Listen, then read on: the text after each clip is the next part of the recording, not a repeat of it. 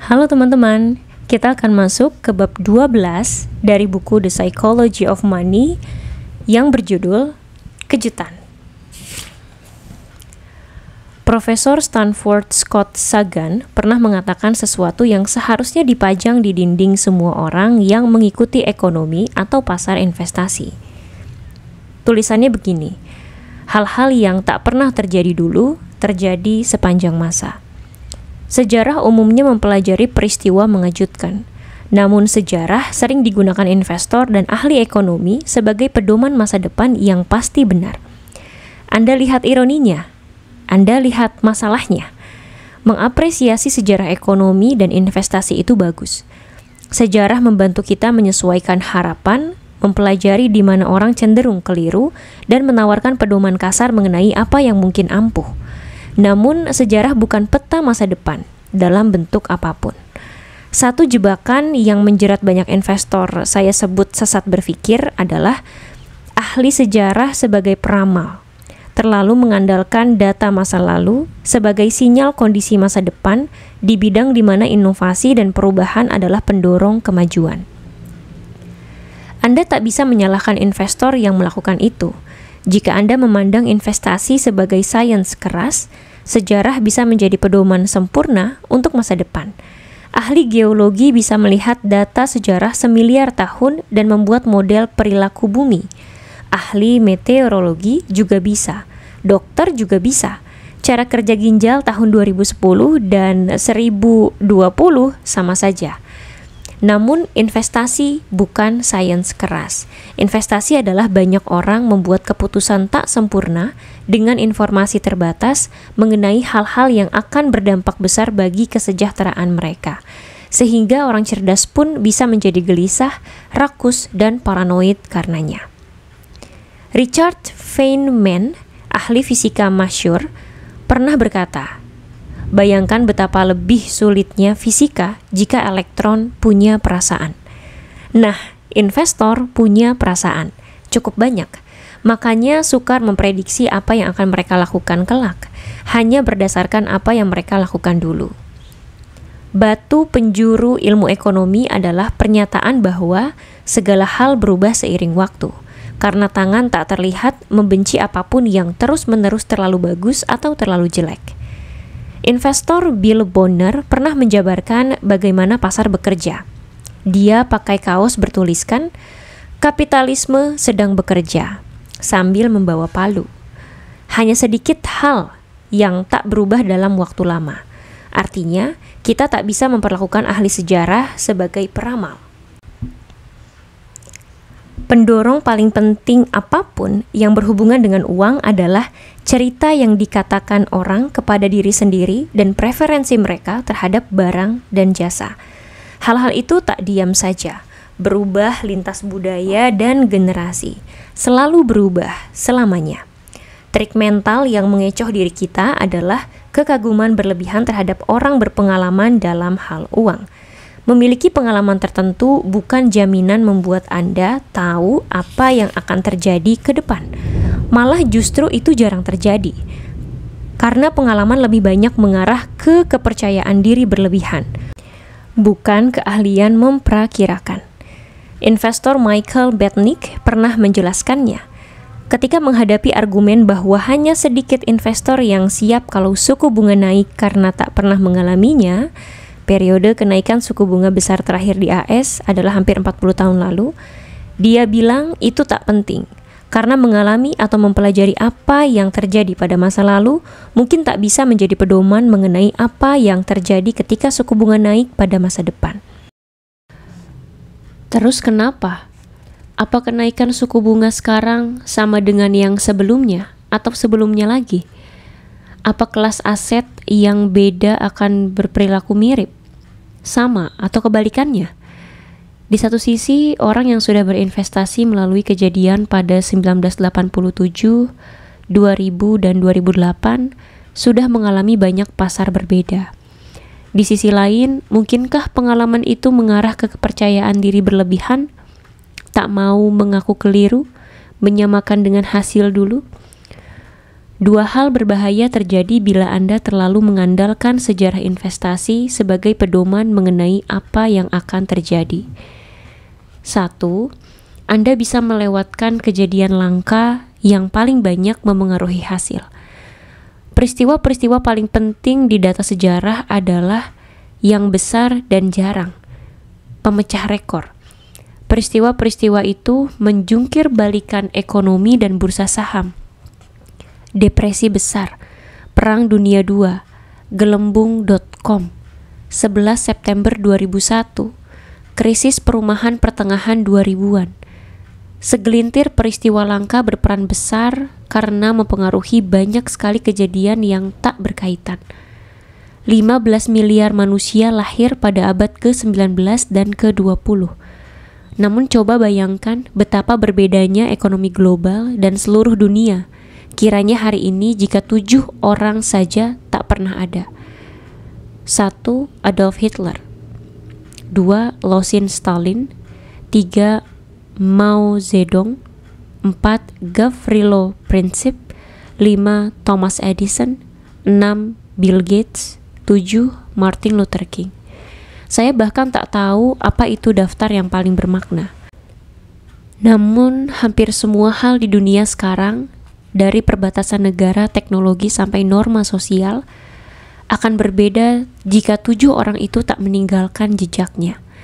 Cara lain mengatakannya adalah bahwa 0,000000004% orang bertanggung jawab atas barangkali sebagian besar arah dunia selama abad kemarin. Begitu juga dengan proyek, inovasi, dan kejadian. Bayangkan abad kemarin tanpa depresi besar, Perang Dunia II, Manhattan Project, vaksin, antibiotik, ARPANET, 11 September, dan ambruknya Uni Soviet. Berapa proyek dan peristiwa terjadi pada abad ke-20? Miliaran, triliunan, siapa yang tahu? Namun 8 di atas memengaruhi dunia jauh lebih besar daripada yang lain. Hal yang membuat peristiwa ekor mudah diremehkan adalah betapa gampangnya meremehkan penumpukan. Contoh 11 September. Mendorong Federal Reserve menurunkan suku bunga yang membantu mendorong gelembung sektor perumahan yang mengarah ke krisis keuangan, menyebabkan buruknya pasar tenaga kerja sehingga puluhan juta orang memilih kuliah, sehingga muncul utang biaya kuliah 1,6 triliun dolar dengan tingkat macet 10,8%. Menghubungkan 19 pembajak pesawat dengan beban utang biaya kuliah tidak intuitif, tapi itulah yang terjadi di dunia yang didorong beberapa peristiwa langka di ekor. Sebagian besar kejadian pada sembarangan waktu di ekonomi global bisa dikaitkan dengan segelintir peristiwa masa lalu yang nyaris mustahil diprediksi. Jalan cerita paling lazim di sejarah ekonomi adalah kejutan.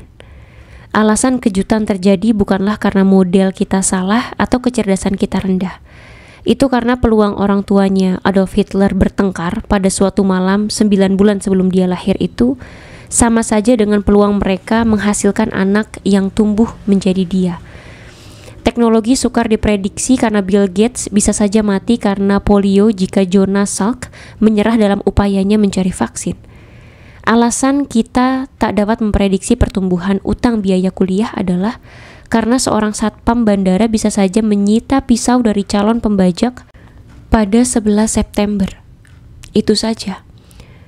Masalahnya, kita sering menggunakan kejadian seperti depresi besar dan Perang Dunia II untuk memandu pandangan kita mengenai hal-hal seperti skenario terburuk bila berpikir mengenai hasil investasi masa depan. Namun peristiwa yang membuat rekor itu sebelumnya tak pernah terjadi. Jadi, pembuat perakiraan yang berasumsi bahwa kejadian terburuk dan terbaik pada masa lalu akan sebanding dengan kejadian terburuk dan terbaik pada masa depan berarti tidak memperhatikan sejarah. Mereka malah menganggap bahwa sejarah peristiwa yang sebelumnya tak pernah terjadi, tak berlaku pada masa depan. Nassim Taleb menulis di bukunya Fooled by Randomness.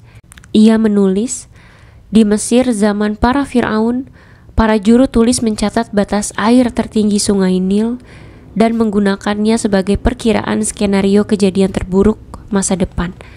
Hal yang sama bisa dilihat di reaktor nuklir Fukushima yang mengalami kegagalan katastrofik pada 2011 ketika tsunami melanda. Reaktor Fukushima dibangun agar bisa menahan gempa terburuk yang pernah terjadi dalam sejarah, dan pembangunannya tak membayangkan keadaan yang lebih buruk lagi, serta tak berpikir bahwa kejadian terburuk masa lalu pasti merupakan kejutan karena sebelumnya tak pernah terjadi. Itu bukan kegagalan analisis, melainkan kegagalan membayangkan. Menyadari bahwa masa depan boleh jadi tak mirip sama sekali dengan masa lalu adalah jenis keahlian istimewa yang biasanya tak dianggap di komunitas perakiraan keuangan. Pada suatu acara makan malam di New York pada 2017 yang saya hadiri, Daniel Kahneman ditanya bagaimana investor seharusnya menanggapi bila perakiraan kami keliru. Dia berkata, "Sewaktu kita kaget karena sesuatu, bahkan jika kita akui bahwa kita membuat kesalahan, kita berkata, 'Oh, saya tak akan membuat kesalahan itu lagi.' Namun faktanya yang harus Anda pelajari bila membuat kesalahan karena tak mengantisipasi sesuatu adalah bahwa dunia sukar diantisipasi.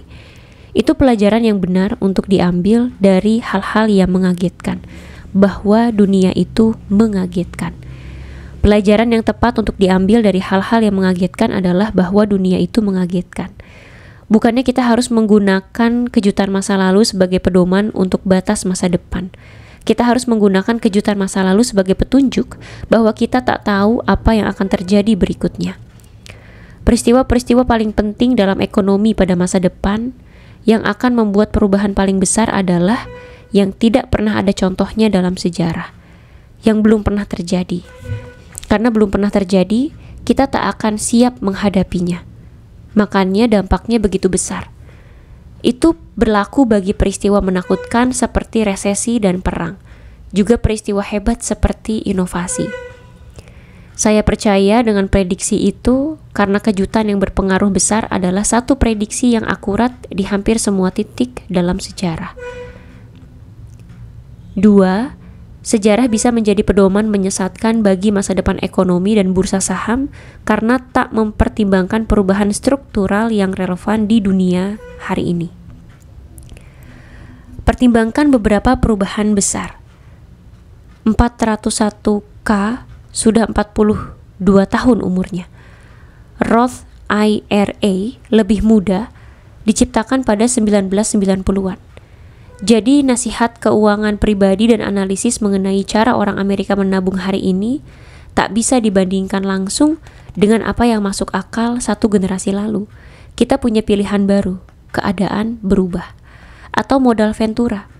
Modal Ventura belum banyak 25 tahun lalu. Hari ini ada pemodal Ventura yang lebih besar daripada keseluruhan industrinya satu generasi lalu. Di memoarnya, pendiri Nike Phil Knight menulis mengenai hari-hari pertamanya berbisnis. Tak ada yang namanya modal Ventura. Pengusaha muda tak punya banyak pilihan. Dan pilihan yang ada dijaga oleh pengawal yang takut risiko dan tak punya imajinasi. Dengan kata lain, bengkir. Itu artinya semua data sejarah sampai beberapa dasawarsa ke belakang mengenai pendanaan perusahaan baru sudah kadaluarsa. Pengetahuan kita mengenai siklus investasi dan kegagalan perusahaan rintisan tidak didasari sejarah panjang, karena cara pendanaan perusahaan sekarang benar-benar paradigma baru dalam sejarah. Atau lihat pasar publik. S&P 500 tak mencakup saham finansial sampai 1976. Hari ini saham finansial menjadi 16% indeks itu. Saham teknologi nyaris tak ada 50 tahun lalu.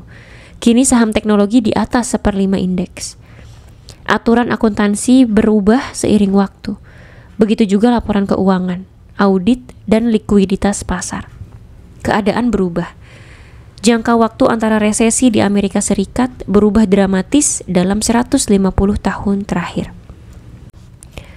Rata-rata jangka waktu antara resesi telah tumbuh dari sekitar 2 tahun pada akhir 180-an ke 5 tahun pada awal abad ke-20-an, ke 8 tahun pada setengah abad terakhir. Saya menulis ini ketika Amerika Serikat kelihatan akan memasuki resesi. 12 tahun sejak resesi terakhir bermula pada Desember 2007. Itu jeda terlama antara resesi sejak sebelum Perang Saudara Amerika Serikat. Ada banyak teori mengenai mengapa resesi telah menjadi kurang sering.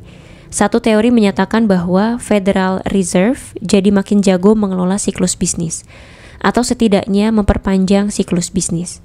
Yang lain adalah bahwa industri berat lebih rentan produksi berlebihan yang menyebabkan naik turun dibanding industri jasa yang mendominasi dalam 50 tahun terakhir. Pandangan pesimisnya adalah bahwa kita sekarang lebih jarang mengalami resesi, tapi sekalinya terjadi, resesi lebih dahsyat dibanding dulu. Untuk argumen kita, tidak penting apa yang menyebabkan perubahannya. Yang penting adalah bahwa keadaan jelas berubah. Guna menunjukkan bagaimana perubahan dalam sejarah harus memengaruhi keputusan investasi, pertimbangkan karya seseorang yang dipercaya banyak pihak sebagai salah satu pemikir investasi terbesar sepanjang masa, Benjamin Graham. Buku klasik Graham, The Intelligent Investor, bukan cuma teori. Buku itu memberi arahan praktis seperti rumus yang investor bisa gunakan untuk membuat keputusan investasi cerdas. Saya membaca buku Graham sewaktu remaja ketika belajar investasi untuk pertama kali. Rumus-rumus yang disajikan di buku itu menarik bagi saya karena benar-benar merupakan instruksi langkah demi langkah untuk menjadi kaya. Ikuti saja instruksinya, tampaknya gampang. Namun sesuatu jadi jelas bila kita mencoba menerapkan rumus-rumus itu.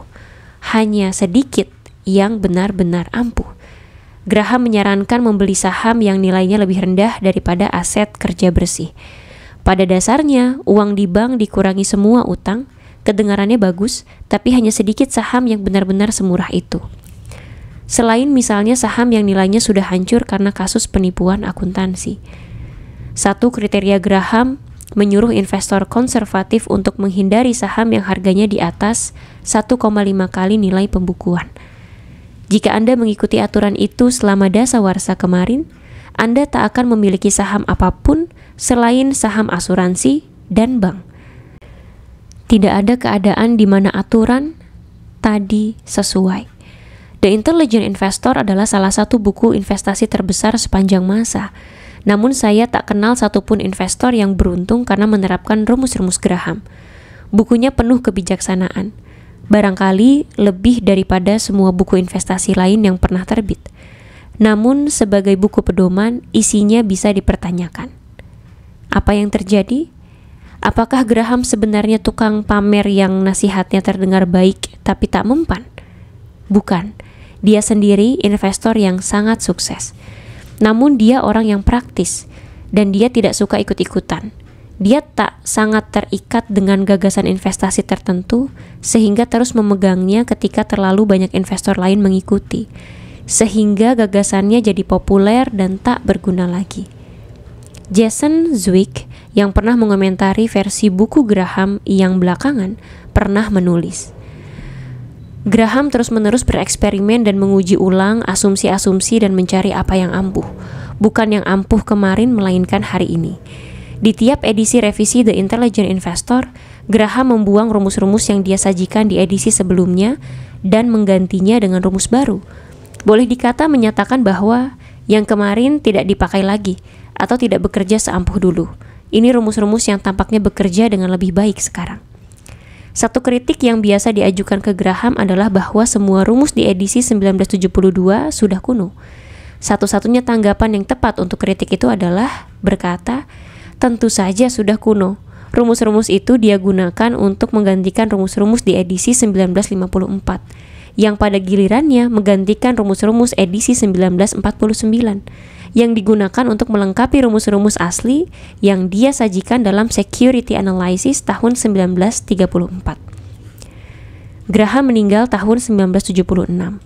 Jika rumus-rumus yang dia ajarkan dibuang dan diganti 5 kali antara 1934 dan 1972, seberapa relevankah rumus-rumus itu menurut Anda pada 2021 atau nanti pada 2050? Sebelum meninggal, Graham ditanya apakah analisis rinci saham individual, taktik yang membuat dia terkenal, tetap menjadi strategi kesukaannya. Dia menjawab, secara umum tidak. Saya tidak lagi menganjurkan teknik analisis sekuritas yang rumit untuk mencari kesempatan nilai unggul. Itu berguna kira-kira 40 tahun lalu, ketika buku kami pertama kali terbit, namun situasinya sudah banyak berubah sesudah itu. Yang berubah adalah persaingan tumbuh selagi kesempatan makin diketahui secara luas. Teknologi membuat informasi lebih mudah diakses, dan industri berubah selagi ekonomi bergeser dari sektor industri ke teknologi, yang memiliki siklus bisnis dan penggunaan modal berbeda. Keadaan berubah. Satu kekhasan menarik di sejarah investasi adalah bahwa makin jauh kita melihat ke belakang, makin besar kemungkinan kita memandang dunia yang tak relevan lagi sekarang. Banyak investor dan ahli ekonomi merasa senang perakiraannya didukung data puluhan tahun, bahkan ratusan tahun. Namun karena ekonomi berevolusi, sejarah terkini sering merupakan pedoman masa depan terbaik, karena lebih mungkin mencakup syarat-syarat penting yang relevan bagi masa depan. Ada kalimat yang lazim di investasi, biasanya digunakan untuk mengejek. Kali ini berbeda, itu kalimatnya. Jika Anda perlu membantah seseorang yang memprediksi masa depan tidak akan persis sama dengan masa lalu, bilang, "Oh, jadi kamu pikir kali ini berbeda." Asalnya dari pandangan investor John Templeton bahwa kata-kata paling berbahaya dalam investasi adalah kali ini berbeda. Meskipun begitu, Templeton mengakui bahwa hampir sampai 20% keadaannya memang berbeda. Dunia berubah, tentu saja, dan perubahan itulah yang paling penting seiring waktu. Michael Batnick berkata, kata-kata paling berbahaya dalam investasi adalah kali ini berbeda. Bukan berarti kita harus mengabaikan sejarah ketika berpikir mengenai uang. Namun ada nuansa penting, yaitu makin jauh ke belakang dalam sejarah kita memandang, seharusnya pelajaran yang diambil makin umum. Hal-hal umum seperti hubungan orang dengan sifat tamak dan rasa takut, bagaimana perilaku orang dalam tekanan, dan bagaimana orang menanggapi insentif itu cenderung sama saja sepanjang zaman. Sejarah uang berguna untuk hal-hal semacam itu. Namun tren spesifik, jual beli spesifik, sektor spesifik, hubungan sebab akibat spesifik mengenai pasar, dan apa yang orang harus lakukan dengan uangnya selalu menjadi contoh evolusi yang sedang berlangsung. Ahli sejarah bukan peramal. Pertanyaannya, bagaimana seharusnya kita berpikir dan merencanakan masa depan? Mari kita lihat di bab berikutnya. Bab 12 sudah selesai. Yuk lanjut dengarkan bab 13 yang berjudul Ruang untuk Kesalahan.